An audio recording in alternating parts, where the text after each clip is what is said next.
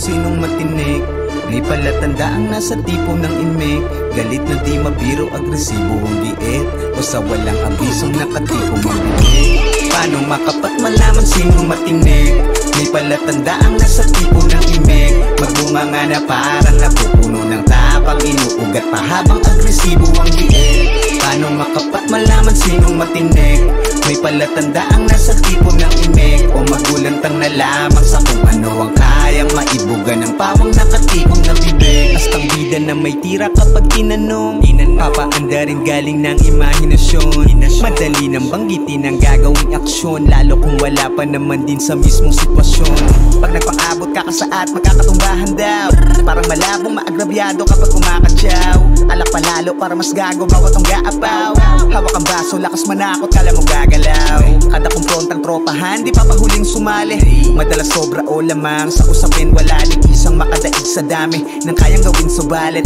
Halatang boka-boka lang pag pumapel mahangin. Kumakalabit pa nga kuno sa kauputang dila, nakikipagpalitan ng putok. Kaso lang hingas ay kubon pag kinapitan ng kuto. Ba't nauga mga salita na naidura, magsisibalik sa paglulon. Mapanindak ang banta ng mainit, ulong gigil. Matalim magbabala, imbis maghunos dili. Hirap nga lang gampanan, malimit puro bibig. Sa ingay lang, umira lang, pagiging sugod tingin. Paano makapat malaman sinong matinik? May palatandaan na sa tipo ng imik. Magbunga nga na parang napupuno ng tapang, inuugat pa habang agresibo ang giit. Paano makapat malaman sinong matinik? May palatandaan na sa tipo ng imik, o magulantang na lamang sa kung ano ang kayang maibuga ng pawang nakatikong na bibig. Bibihirang may aktibong salita't suhestyon, ibahin sa mga tipong sabik sa atensyon. Madalas lang nakatikom ang kalmadong matalino, mag-isip ng tamang kilos sa gitna ng tensyon.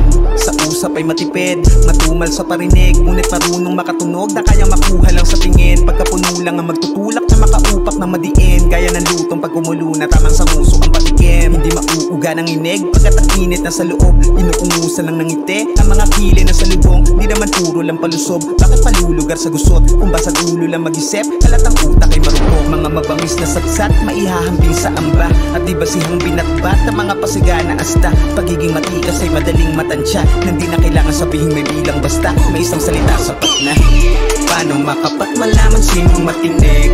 May palatandaan na sa tipo ng imik. Magbunga nga na parang napupuno ng tapang, inuugat pa habang agresibo ang giit. Paano makapat malaman sinong matinik? May palatandaan na sa tipo ng imik, o magulantang na lamang sa kung ano ang kayang maibuga ng pawang nakatikong na bibig.